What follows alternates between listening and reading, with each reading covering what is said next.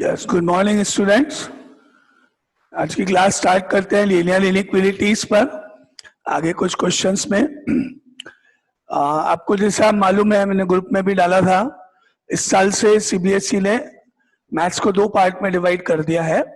Commerce students के लिए applied maths और साइंस स्टूडेंट्स के लिए नॉर्मल जो मैथ्स हम पढ़ रहे हैं। अप्लाइड मैथ्स में कॉमर्शियल मैथमेटिक्स है, मतलब जैसे आपके प्रॉफिट एंड लॉस, टाइम्स वगैरह, टाइम सीरीज होती है, कुछ स्टैटिस्टिक्स का पार्ट है जो आपने मीन, मोड, मीडियन वगैरह पढ़ा था, वो उसमें है। रेशियो एंड प्रपोर्शन है और लॉगरिथमिक है। कुछ टॉपिक सेम है, जैसे परम्यूटेशन एंड कॉम्बिनेशन है, सेट्स है, रिलेशन फंक्शन है, सीक्वेंट सीरीज है, कॉम्प्लेक्स नंबर्स हैं। ये कुछ टॉपिक्स हैं जो दोनों में कॉमन है। थोड़ा सा ट्रिग्नोमेट्री पार्ट है। अगर अपन अप्लाइड मैथ्स में बात करें तो ट्रिग्नोमेट्री नॉर्मल है बिल्कुल, जो अपन ने 10th लेवल में पढ़ी थी, Heights and distances, trigonometric identities. बस 11th और 12th में जो नॉर्मल मैथ्स अपन पढ़ रहे हैं साइंस वाले, उसमें एडवांस ट्रिग्नोमेट्री, एक्स्ट्रा फॉर्मुलेज हैं, थोड़ी ट्रिग्नोमेट्री टिपिकल है। तो ये दोनों में डिफरेंस है। कॉमर्स वालों के लिए आगे अगर जैसे वो सीए वगैरह करेंगे तो सीए फाउंडेशन का जो कोर्स है मैथ्स का, almost same course applied maths का है। अप्लाइड मैथ्स के कोर्स में ऑलमोस्ट सारी चीजें सीए फाउंडेशन के कोर्स की है। तो अगर अपन जैसे कॉमर्स स्टूडेंट चाहे तो वो अप्लाइड मैथ्स ऑप्ट कर सकते हैं। साइंस स्टूडेंट्स हैं उनको तो यही मैथ्स लेनी है जो अपन पढ़ रहे हैं, नॉर्मल मैथ्स बोल देते हैं इसको अभी, क्योंकि इनको आगे जेई मेंस वगैरह देना है तो उसमें तो यही मैथ्स आएगी, स्टैटिस्टिक्स या वो टॉपिक्स अब नहीं आते हैं।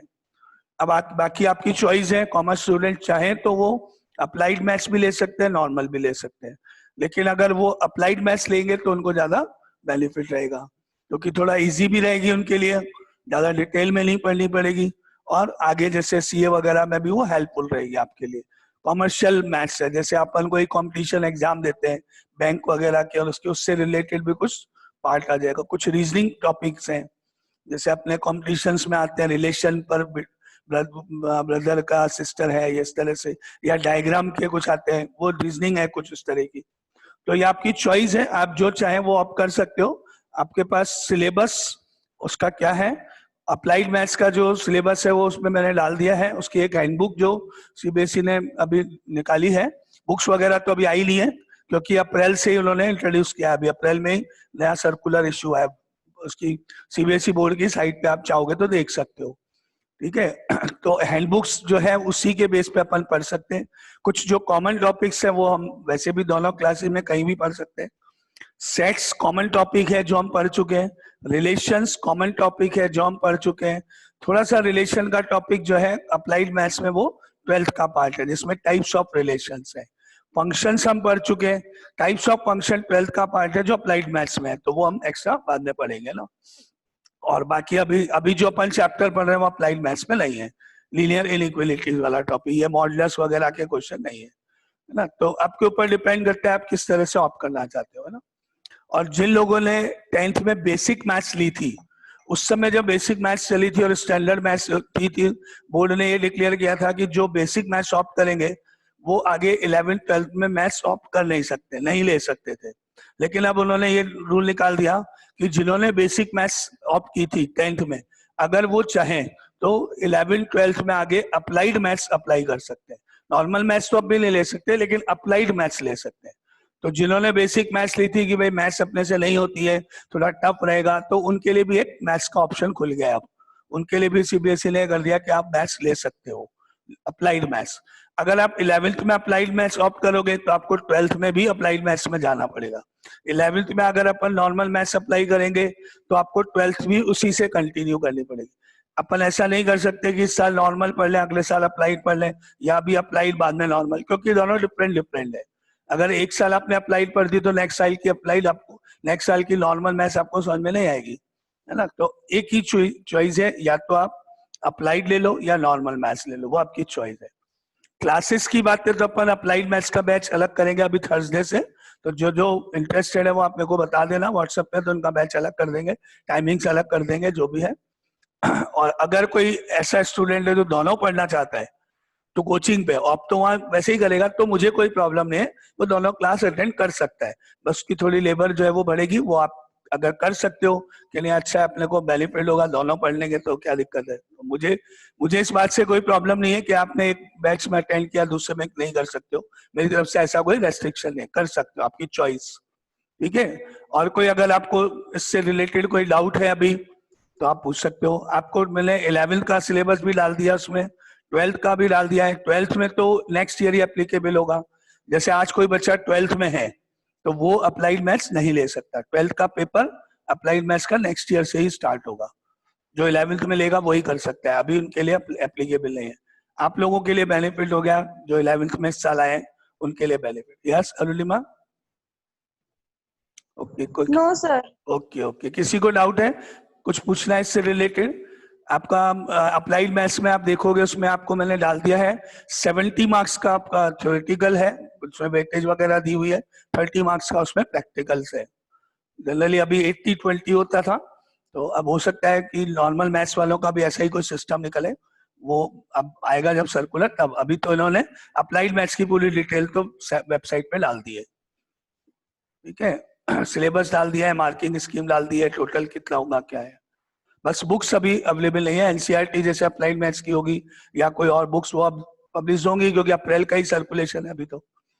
ठीक है, नाउ एनी डाउट, किसी को कुछ इससे रिलेटेड कोई क्वेरी पूछनी है अप्लाइड मैथ्स नॉर्मल मैथ्स से रिलेटेड? पहले माइंड में कोई डाउट है, कुछ पूछना है? कॉमर्स वालों के लिए मेरे हिसाब से अप्लाइड मैथ्स ज्यादा बेनिफिशियल है, उनको वो लेनी चाहिए। साइंस वालों के लिए तो नॉर्मल मैथ्स जो हम पढ़ रहे हैं वो है ही, क्योंकि अपन जैसे अभी मॉडल्स की ब्रेकिंग पढ़ रहे हैं, अब ये कॉमर्स वाले स्टूडेंट्स के कोई काम में नहीं आती आगे, लेकिन क्योंकि अपने जो कोर्स है 11th का अब तक जो अपने पास था उसमें है, तो इसलिए अपन पढ़ रहे थे, तो थोड़ा इजी हो गया कॉमर्स वालों के लिए, क्योंकि उनके ये यूजफुल नहीं है, कुछ भी आगे कहीं काम में नहीं आता है उनके। उनको बस ये फाउंडेशन तक एक मैथ्स पढ़नी है, बाकी उसके आगे तो जरूरत इतनी नहीं पड़ती है। और साइंस वालों में ये सब इंपॉर्टेंट है, आगे इनको जेई मेंस वगैरह में इस तरह के क्वेश्चंस आते हैं, मॉडुलस ब्रेकिंग और ये सब, है ना। तो आप चॉइस कर लेना आराम से। अपन थर्सडे को, परसों से अपन बैच शुरू करेंगे, उसके टाइमिंग्स और वो डाल देंगे। जो लोग उसमें इंटरेस्टेड है वो अपने नाम जरूर एक बार दे देना, बाकी आपकी चॉइस है। अगर आप चाहो कि हमको दोनों पढ़ के देखना है कुछ दिन, या हम दोनों ही पढ़ेंगे पूरे साल, मुझे कोई प्रॉब्लम नहीं है। आप मेरी तरफ से आप दोनों बैच ज्वाइन कर सकते हो। अभी एट प्रेजेंट ऑनलाइन तक तो कम से कम कर ही सकते हो, ऑफलाइन में भी आप कर सकते हो, बस वो आपकी को डिपेंड करेगा कि आप डबल मैथ्स की क्लास या 2 बार आना वो सब अफोर्ड कर सकते हो। तो मुझे कोई प्रॉब्लम नहीं है इसमें, कोई मेरे को कुछ नहीं दिक्कत है। ठीक है, तो अपन आगे कंटिन्यू करें अपने मॉडुलस वाले क्वेश्चंस के साथ में।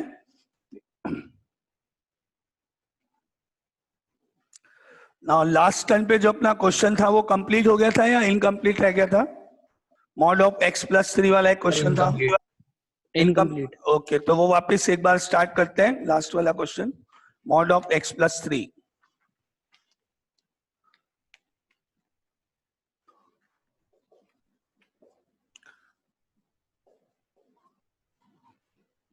mod of x+3 plus x divided by x+2 greater than 1। ठीक है, ये आपका एक टॉपिक है, इसके अंदर अपन स्टार्ट कर रहे हैं। तो अपन दो केसेस बनाएंगे। पहला, we know that modulus of x+3 equal to minus of x+3 when x is less than equal to -3, and positive of x+3 when x is greater than equal to -3। अब आपने case 1 लिखा, modulus x+3 की जगह लिखा minus of x+3 plus x divided by x+2 greater than 1, और condition less than equal to -3 है। ठीक है, अब आप इस ब्रैकेट को ओपन करोगे तो क्या मिलेगा आपको? -x -3 plus x divided by x+2, 1 को इधर ले आओगे तो -1 greater than 0। -x plus x cancel हो गया। अब आप एलसीएम लोगे तो -1 x और 2 से इंटू होगा, -3 -1 into x -x -2 divided by x+2 greater than 0। और अब आपको मिला -x -5 अपॉन x+2। अब क्या हो गया ये? -x -5 divided by x+2 greater than 0। अब माइनस से न्यूमरेटर को मल्टीप्लाई करेंगे जिससे न्यूमरेटर पॉजिटिव हो जाए और इनइक्वलिटी वहां से चेंज हो जाएगी। तो आपको मिलेगा x plus 5 divided by x plus 2 and less than 0। अब आप इसको इक्वेटिंग टू 0 कर दो दोनों को। Let x plus 5 equal to 0, x plus 2 equal to 0। Therefore x की वैल्यूज हो गई -5 -2। अब इन वैल्यूज को नंबर लाइन पे प्लॉट कर देंगे अपन। सबसे पहले -5, देन -2, पॉजिटिव नेगेटिव पॉजिटिव, और अब आपका आंसर लेस देन 0 मतलब -5 से -2। तो अपना फर्स्ट पार्ट का आंसर हो गया x बिलोंग्स टू -5, -2, क्योंकि यहाँ इक्वल टू तो है ही नहीं ऊपर, इसलिए ये जाएगा ओपन ब्रैकेट। ये यहां तक हुआ। इसके साथ अपनी ये कंडीशन देखनी है, x less than equal to -3 था, तो क्या कॉमन पार्ट आपके पास क्या होगा वो देखना पड़ेगा।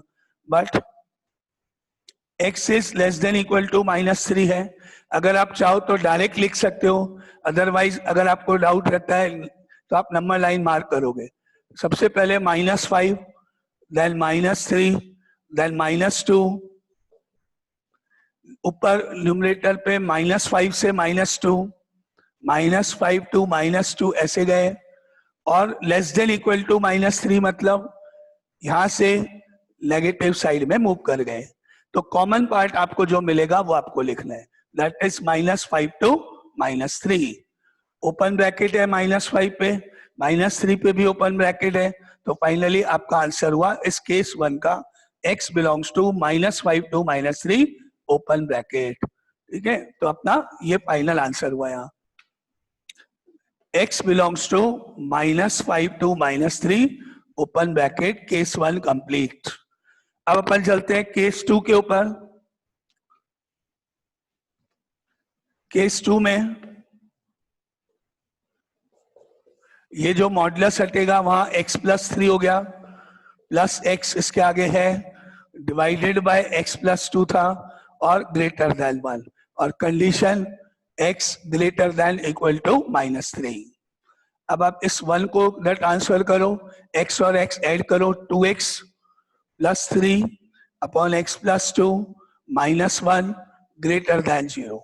अब एलसीएम लेने पर x प्लस 2 एलसीएम होके 2x plus 3 -x -2 upon x plus 2 greater than 0, and then 2x minus x x हो गया, 3 माइनस 2 1 हो गया, divided by x plus 2 greater than 0।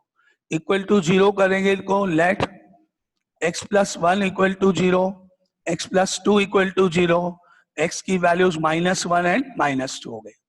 अब इन वैल्यूज को नंबर लाइन पे मार्क करने पर -2 -1 पॉजिटिव नेगेटिव पॉजिटिव।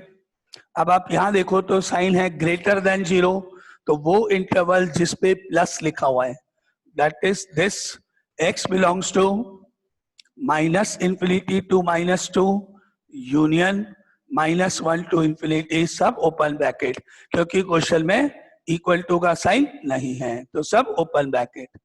ठीक है, अब आप कंडीशन लिखोगे जो क्वेश्चन में है ये वाली, but x greater than equal to -3 होना चाहिए। अगर आपको डायरेक्टली कॉमन पार्ट पता है डायरेक्ट लिख दो, अदरवाइज रफ में नंबर लाइन बना के फिर आप कॉमन लाइन पार्ट लिख दो। तो देखते हैं कौन कौन से नंबर्स हैं यहाँ। -∞, -3 सबसे पहले, फिर -2, फिर -1 और +∞। ये आंसर यहाँ मार्क करा मैंने, -∞ से -2, फिर -1 से ∞, और ग्रेटर देन इक्वल टू -3 मतलब -3 से शुरू करके ∞ तक। अब आप देखो कॉमन पार्ट क्या दिख रहा है आपको, ये वाला पार्ट, -3 से -2 जाओ, फिर ये नहीं, फिर -1 से ∞ जाओ। तो आप यहां से कॉमन पार्ट लिख के सेकेंड पार्ट कंप्लीट कर लो। तो therefore x belongs to -3 to -2 open brackets, ये ओपन है, ये क्लोज है, तो यहाँ -3 पे तो क्लोज्ड, ये क्लोज्ड है पूरा, -2 ओपन है, आगे -1 पे ओपन, और इंफिनिटी पे ओपन। ये आपका केस 2 का आंसर है। एनी डाउट यहां तक? एनी डाउट किसी को यहां तक? चलो तो फिर अपन आगे मूव कर सकते हैं।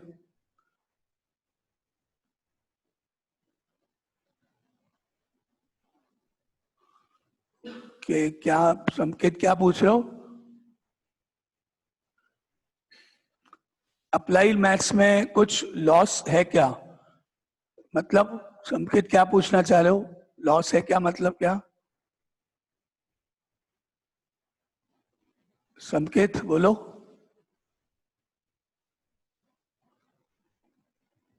Yes. संकेत तुम्हारा क्वेश्चन क्या क्या पूछना चाह रहे हो तुम? क्या डाउट है बोलो।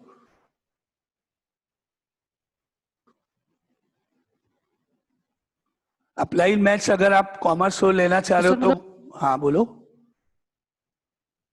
तो सर बाद में जैसे कुछ कोर्स या कुछ करे तो बाद में लॉस तो नहीं आएगा इसका, नहीं कि जो अभी मतलब छोड़ा है हमने? नहीं, तुम क्या पहले कॉमर्स लेना चाह रहे हो या साइंस? कॉमर्स में से सर। तो कॉमर्स मैथ्स लेना चाह रहे हो ना, तो तुमको अप्लाइड मैथ्स लेना चाहिए।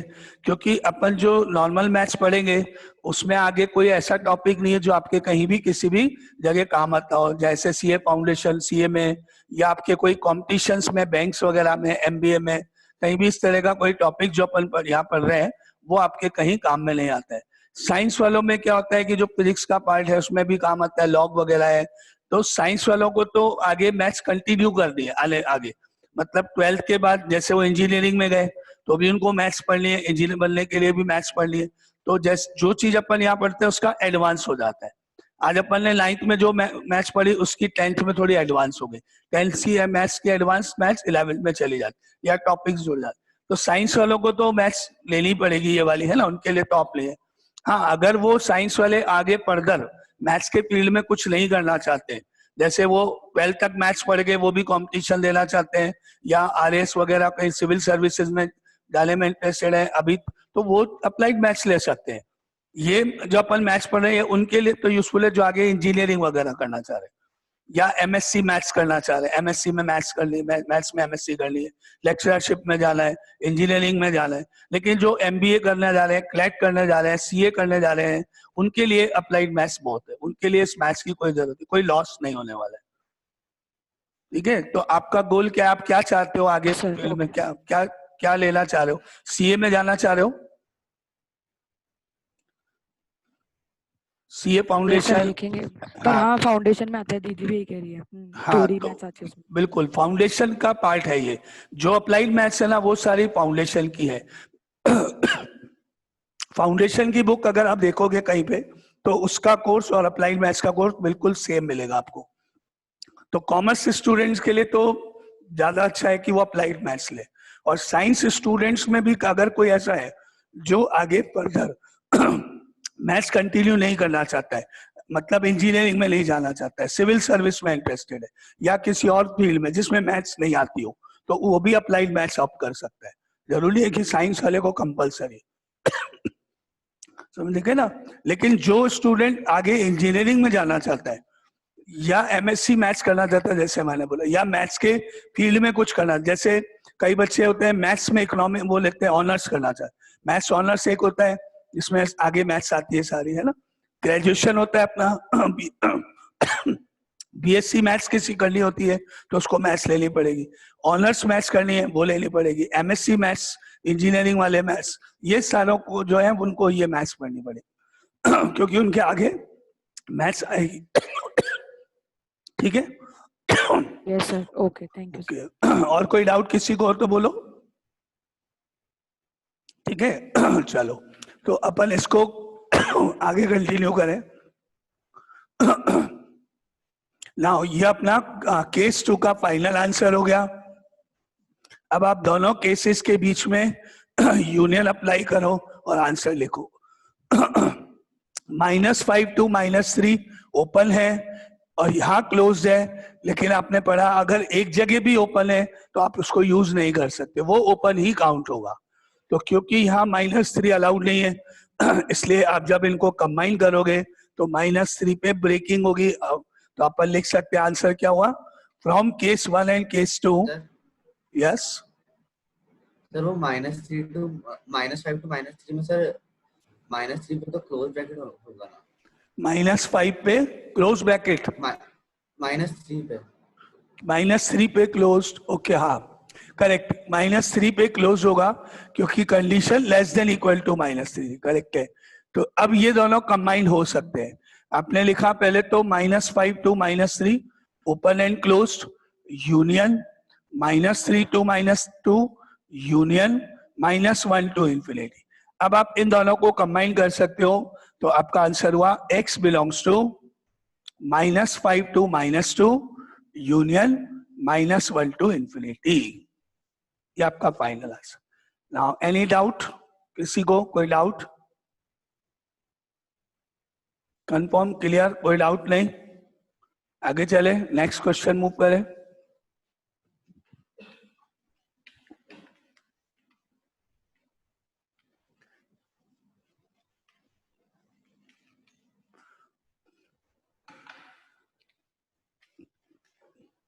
चलो आगे नेक्स्ट एग्जाम्पल पे चलते हैं मॉडुलस ब्रेकिंग के अंदर।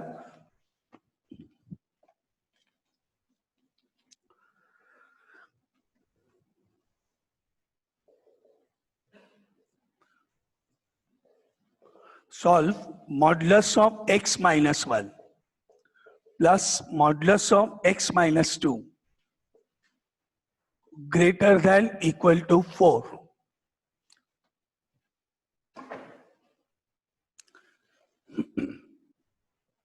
इसको आप सॉल्व कर सकते हो। देखें यहाँ पे डबल मॉडुलस है, तो अपन इसकी ब्रेकिंग कैसे करेंगे? दोनों पे मॉडुलस है। अब तक आपने जितने क्वेश्चन देखे सब में एक ही जगह मॉड था, या अगर डबल मॉडुलस थे भी तो दोनों में अंदर नंबर सेम थे। जैसे मॉडुलस ऑफ एक्स दो प्लेसेस पे हो सकता है, वहां तो कोई दिक्कत नहीं है, क्योंकि अगर एक मॉड की जगह -x आएगा तो दूसरे की जगह भी वो आएगा। लेकिन यहाँ डबल मॉडुलस भी है और नंबर सब अलग अलग भी है, तो यहाँ मैं कैसे बनाऊंगा वो आप एक बार यहाँ देखना। अगर आपको कोई डाउट है, कोई चीज नहीं समझ में आए तो वही बता देना ना। सबसे पहले अपन ने देखा, we know that mod of x minus 1 minus of x minus 1 होता है लेस देन इक्वल टू 1 के लिए, पॉजिटिव ऑफ x माइनस 1 होता है ग्रेटर देन इक्वल टू 1 के लिए।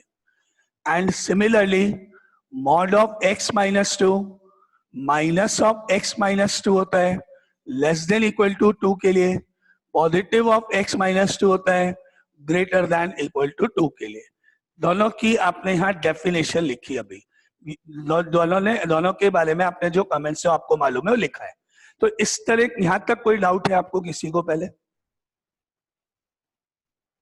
ओके, अब आप ये देखो कि ब्रेकिंग पॉइंट यहाँ पर दो हो गए। ब्रेकिंग पॉइंट कौन कौन से हो गए? ब्रेकिंग पॉइंट 1 एंड 2, दो ब्रेकिंग पॉइंट हो गए। सिंगल मॉडुलस होता है, एक ही ब्रेकिंग पॉइंट होता है, दो केस बोला, लेकिन यहाँ ब्रेकिंग पॉइंट हो गए दो, एक 1 और एक 2, है ना। रफ में आपने देखा कि नंबर लाइन 1 और 2 दो ब्रेकिंग पॉइंट में चली गई। अगर ये दो ब्रेकिंग पॉइंट 1 और 2 यहाँ नंबर लाइन पे आप मार्क कर दोगे तो ये नंबर लाइन 3 इंटरवल्स में डिवाइड हो गई। 3 पार्ट्स हो गए इसके टोटल। पहला लेस देन इक्वल टू 1, 1 से कम, दूसरा 1 से ग्रेटर, 2 से स्मॉलर, 1 और 2 के बीच की values, and third greater than 2। ये 3 पार्ट्स में डिवाइड हो गए आपकी number line. Less than equal to 1 first part, greater than equal to 1 less than equal to 2 second part, and greater than equal to 2 third part. 3 part में हो गए। अगर आपके पास सिंगल मॉड होता है, जैसे कहीं पे मॉड ऑफ x माइनस 1 है, नीचे x प्लस 2 है, यहाँ पर ग्रेटर देन 4 या कुछ भी है, तो आप मॉड ऑफ x माइनस 1 की जब डेफिनेशन लिखते हो तो माइनस ऑफ x माइनस 1 और पॉजिटिव ऑफ x माइनस 1 लिखते हो, और डायरेक्टली केस 1 केस 2 शुरू कर देते हो, क्योंकि दो ही केसेस हैं, डायरेक्ट ही कर देते हैं। अगर मैं इसको भी यहाँ प्लॉट करता तो ये 1 यहाँ जाएगा। तो दो पार्ट हो गए नंबर लाइन के, पहला लेस देन इक्वल टू 1 जो आप केस 1 बना के डायरेक्ट शुरू करते हो, दूसरा ग्रेटर देन इक्वल टू 1 जो अपन केस 2 बना के। इसलिए मैं ये नंबर लाइन वहां शो नहीं करता, क्योंकि जब मुझे मालूम है एक ही ब्रेकिंग पॉइंट है तो दो ही केसेस बनेंगे, डायरेक्ट शुरू कर देते हैं अपन। लेकिन जब more than one breaking point है, जैसे 2 हो गए 3 हो गए, तो केसेस ज्यादा होंगे। तो आपके ब्रेकिंग पॉइंट ज्यादा होने की वजह से नंबर लाइन ज्यादा इंटरवल्स में डिवाइड होगी। जितने इंटरवल्स उतने cases. Interval number 1 case 1, second interval second case, and so on. तो अभी आपने क्या देखा कि इनको अपन ने इंडिविजुअल ब्रेक किया यहां तक, तो आपको 1 और 2 दो ब्रेकिंग पॉइंट मिले।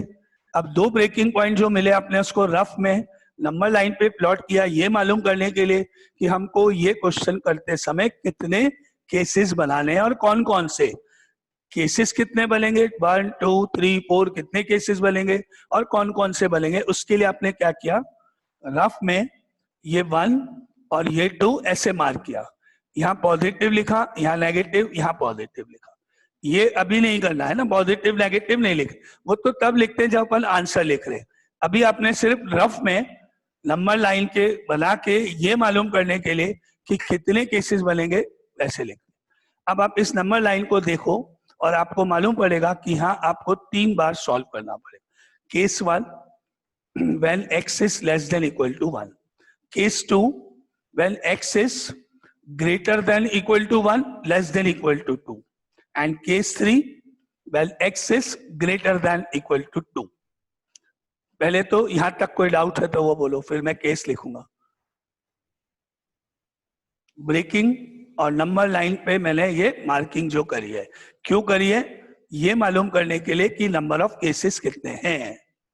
सर एक क्वेश्चन कर दो। देखो, अगर अपने पास ये मॉड है तो इस मॉड के ये 2 आंसर्स हैं। अगर आप 1 के लेफ्ट साइड में जाओगे तो ये पूरी टर्म नेगेटिव हो जाएगी, इसके बारे में अपने को नहीं मालूम है, बाद में देखेंगे। अगर आप ये वाला x-1 यानी ग्रेटर देन 1 के यहाँ राइट में जाओगे तो ये मॉडुलस पॉजिटिव हो जाएगा। तो इस सिंगल मॉडुलस के लिए 1 इज द टर्निंग पॉइंट और 1 इज द ब्रेकिंग पॉइंट। 1 एक ऐसी वैल्यू है x की जिसकी लेफ्ट में जाते ही ये फर्स्ट वाला मॉडुलस नेगेटिव हो जाएगा और राइट में जाते ही फर्स्ट वाला मॉडुलस पॉजिटिव हो जाएगा। Therefore 1 is the breaking point और 1 is the turning point for the first modulus. लेकिन सेकंड मॉडुलस भी है। अब मॉडुलस है तो सेकंड के भी 2 आंसर होंगे। तो मेरे पास क्या क्या पॉसिबिलिटीज हैं। पहला, इसका मॉड हटा के पॉजिटिव ऑफ x-1 लिखो, इसका मॉड हटा के भी पॉजिटिव, दोनों का मॉड हटा के पॉजिटिव पॉजिटिव लिखो। दूसरा, इसका मॉड हटा के पॉजिटिव, इसका मॉड हटा के नेगेटिव। तीसरा, इसका मॉड हटा दे माइनस लिख दें, इसका मॉड हटा के पॉजिटिव। और चौथा, इन दोनों के मॉड हटा के माइनस। आप देख रहे हो आपको 1 2 3 4 टोटल 4 पार्ट्स नजर आएंगे। तो इनको अगर अपन कंबाइन करें, क्योंकि क्वेश्चन एक ही है, तो आपको क्या मिलेगा, यहां से ये वाला पार्ट यहाँ और यहां से ये वाला पार्ट, दोनों नेगेटिव, ये वाला ये नेगेटिव और ये पॉजिटिव, यहाँ नेगेटिव यहाँ पॉजिटिव, ये वाला केस, ये पॉजिटिव ये नेगेटिव, ये दोनों यहाँ पॉजिटिव यहाँ नेगेटिव, ये वाला, और या फिर ये और ये, टोटल 4 पार्ट्स हो गए आपके पास। तो अपने को बनाने कितने 4 पार्ट्स चाहिए, 3 चाहिए, कितने केसेस हैं, उनको डिसाइड करने के लिए आपने वहां नंबर लाइन पे ये दोनों पॉइंट्स मार्क करे 1 और 2 जो आपने फाइंड किए हैं, जो आपके लिए टर्निंग पॉइंट्स हैं। इससे आपको ये मालूम पड़ा कि आपको 4 केसेस की जरूरत नहीं है, केवल 3 केसेस से अपना काम हो सकता है। कौन कौन से 3 केसेस? पहला लेस देन 1, दूसरा 1 और 2 के बीच, और तीसरा ग्रेटर देन 2। तो आपको 4 की जगह 3 ही केसेस बनाने पड़ेंगे। तो मेरा क्वेश्चन, मेरा ये कहना है यहाँ पर कि मुझे ये कैसे मालूम पड़ेगा कि इस क्वेश्चन में कितने केसेस बनाने हैं। मैक्सिमम 4 है, जैसा मैंने आपके सामने लिखा, तो क्या 4 बनाए? अगर मैं चारों से सॉल्व करूंगा तब भी कोई दिक्कत नहीं है, तब तो पूरा ही हो गया, तब तो कोई दिक्कत नहीं। लेकिन आप खुद बताओ, 4 केसेस बनाना ज्यादा इजी है कि 3 केसेस बनाना ज्यादा इजी है? नेचुरली 4 में ज्यादा कैलकुलेशन है, ज्यादा लेंथ पड़ेगी क्वेश्चन की। 3 में अपना काम हो रहा है तो अपन 4 क्यों करें, ठीक है नहीं? तो इसीलिए अपन ने एक नंबर लाइन को यहाँ मार्क किया जिससे नंबर ऑफ केसेस डिसाइड हो जाए, ठीक है? तो अब मैं केस 1 से शुरू करूंगा, फिर केस 2, फिर case 3। Any doubt again? Cases समझ में आए? 1 कौन सा है, 2 कौन सा है, 3 कौन सा है? 1 2 3 3 केसेस बनेंगे यहाँ, नंबर लाइन पे आपको मालूम पड़ेगा, ठीक है? देखते हैं नाउ अब अपन बनाने जा रहे हैं केस 1, केस 2, केस 3। केस 1 आपने अभी देखा, नंबर लाइन पर है लेस देन इक्वल टू 1। ये 1 था, ये 2 था, 1 2 3, ये केसेस है। Now case 1, if x is less than equal to 1। अब आपको ये बताना है मुझे कि अगर x less than equal to 1 है तो मैं अगर इस मॉडुलस को हटाऊंगा तो ये आंसर लिखूंगा या ये आंसर लिखूंगा। आपको मॉड हटा के आपको दो तरीके से आंसर लिखना है, माइनस लगा के, प्लस लगा के। आपको ये ध्यान रखना है कि इस कंडीशन में इसका मॉड हटाने पर कौन सा पार्ट लिखना है। तो आप बताओ, कौन बताएगा? माइनस वाला। माइनस वाला, करेक्ट। अगर x is less than equal to 1 है तो वो इस कंडीशन को कवर करता है। इस कंडीशन को कवर करता है मतलब आपको ये लिखना है इस मॉड को हटा के। तो आपने ये मॉड हटाया, यहां लिखा minus of x minus. Any doubt इस स्टेप में? केवल इस स्टेप की बात करें अपन। क्या ये सबको क्लियर कि आपने माइनस ऑफ x माइनस 1 क्यों लिखा, कैसे मालूम पड़ा आपको? ओके अब आप में से कौन बताएगा कि इस मॉड ऑफ x माइनस 2 को मैं हटा दूं इसी कंडीशन के साथ, तो वो इसको ये वैल्यू लिखी जाएगी या ये वैल्यू लिखी जाएगी? कंडीशन सामने है, आप देखना कि ये x less than equal to 1 इसका पार्ट है या इसका पार्ट है? माइनस वाले। माइनस वाले। लेस देन इक्वल टू 1 मतलब माइनस जो वैल्यूज 1 से स्मॉलर हैं वो सारी वैल्यूज लेस देन 2 में ही तो जाएंगी। अगर कोई नंबर 1 से स्मॉलर है तो 2 से तो स्मॉलर हो गई होगा, 2 से ग्रेटर तो हो ही नहीं सकता वो, है ना। तो मेरी ये वैल्यू इस वाले पार्ट में कवर हो रहा है, इसलिए ये आएगा। इस मॉड को हटा के ये लिखेंगे अपन। तो यहाँ माइनस ऑफ x माइनस 2 आ गया, बाकी जो है ग्रेटर देन है 4 है वो सब सेम। इस तरह से आपने केस 1 के दोनों मॉडुलस हटा के नॉर्मल इनइक्वेशन फॉर्म कर दिए जो नॉर्मल तरीके से सॉल्व होती है। लेकिन क्या आप में से किसी को इस स्टेप में कोई डाउट है अभी? क्या आपको ये समझ में आया मॉडुलस ब्रेक कैसे हुआ इनके फर्स्ट केस के अंदर? ओके अब आप इसको नॉर्मल जैसे रिपीट कर दो सर इसको एक बार प्लीज वापस से समझा दो एक बार। ओके आपने देखो हेडिंग डाली है x is less than equal to 1। पहले मुझे ये बताओ कि इस हेडिंग में कोई दिक्कत किसी को पहले डाउट, या आप मुझे इधर इस वाले पार्ट की बात करके बताओ कि क्या आपको ये समझ में आया कि हमने यहाँ पे नंबर लाइन क्यों बनाई है और हमने ये केस क्यों लिखा है, केस कहाँ से आया? क्या आपको केसेस के बारे में क्लियर है कि मैं कितने केस बनाऊंगा और कौन कौन से और कैसे डिसाइड हुआ, ये सब कुछ भी डाउट नहीं? ओके तो आपको ये क्लियर है कि ये केस 1 बनाने जा रहे हैं। अच्छा अब अपन एक x की वैल्यू लेंगे रफली जो 1 से स्मॉलर है, लेस देन 1 कोई भी वैल्यू, 1 से कम जैसे 0, 0.5 कोई भी एक वैल्यू, 1 से कम कोई भी वैल्यू। सपोज मैंने 0 ले लिया जो कि 1 से कम है, ठीक है 0। अब आप मुझे यहाँ पे रखना, इधर यहाँ मैंने रफ में 0 रखा, केवल अंदर मॉड के अंदर जो नंबर है, तो ये 0 माइनस 1 नेगेटिव आ गया मेरा आंसर।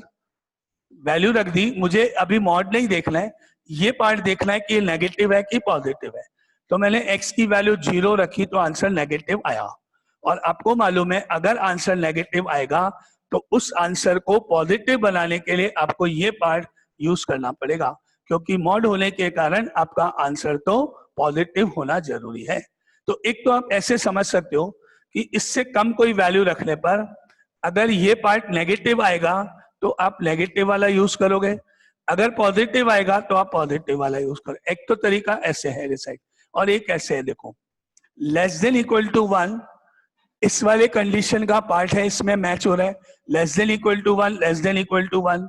तो जब ये मॉड हटेगा तो इसकी जगह ये फर्स्ट वाला पार्ट मुझे लिखना है। जो आपको ज्यादा इजी लगता है, समझ में आता है कि भाई पहले मॉड को हटा के अपन क्या लिखेंगे दोनों में से, वो आप चेक कर लो, कोई भी तरीका एक अप्लाई कर लो, है ना। तो मैंने इस मॉड को हटाया और ये वैल्यू डाली क्योंकि less than equal to 1 condition के साथ ये जुड़ा हुआ है, इस कंडीशन में इस कंडीशन से मैच होता है। तो माइनस ऑफ x माइनस 1 यहाँ आया। अब मुझे ये डिसाइड करना है कि इस मॉड ऑफ x माइनस 2 को क्या लिखूं, मैं ये लिखूं या ये लिखूं, दोनों में से कौन सा पार्ट लिखें। उसके लिए फिर वही तरीका है, मैंने देखा x माइनस 2 रख दिया, x की जगह 0 रख दिया, आंसर नेगेटिव आया। अगर आंसर नेगेटिव आया तो फिर ये वाला पार्ट पॉजिटिव बनाने के लिए, और अगर आंसर पॉजिटिव आया होता तो ये वाला पार्ट। ऐसे आप समझ सकते हो अगर आपको यहां से डिसाइड करने में दिक्कत आती है तो। दूसरा तरीका, लेस देन इक्वल टू 1, आप चाहे नंबर लाइन पे देखो 1 से स्मॉलर इधर है जो कि 2 की लेफ्ट साइड में, इसमें जाएगा 2 से लेस में, ये वाला पार्ट। ये कंडीशन इस वाली कंडीशन को सेटिस्फाई करेगी। जो वैल्यूज x की 1 से कम होंगी वो कौन से पार्ट में जाएंगी, लेस देन इक्वल टू 2 में या ग्रेटर देन इक्वल टू 2 में, ये डिसाइड करना है आपको। We know that if x is less than equal to 1 then x is always less than equal to 2। जो वैल्यूज 1 से कम होंगी वो हमेशा 2 से तो कम होंगी। तो आपको मालूम है कि ये कंडीशन इस कंडीशन का ही पार्ट है, तो इसीलिए इस कंडीशन को मैंने इधर से मैच किया, इससे मैच होता हुआ पाया तो ये लिख दिया। तो मैंने इस मॉड को हटाया और माइनस ऑफ x माइनस 2 लिख दिया। इस तरह से फर्स्ट पार्ट को कंटिन्यू करने की मॉडुलस की ब्रेकिंग कंप्लीट। वापिस बोलो अगर अब भी समझ में नहीं आया तो। Any doubt? ये फर्स्ट पार्ट, ये मॉडुलस हटाना। ओके, तो अब आगे आपके पास जो साइन है ग्रेटर देन इक्वल टू 4 वो लिखा अपन ने एज इट इज, ये हो गया।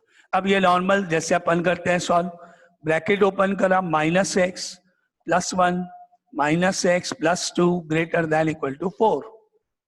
अब आप माइनस एक्स ऐड करोगे माइनस 2x हो गया, प्लस 1 प्लस 2 ऐड करोगे प्लस 3 हो गया, ग्रेटर देन इक्वल टू 4। 3 को राइट साइड में ले जाओगे, माइनस 2x, 4 में से 3 गया 1 हो गया।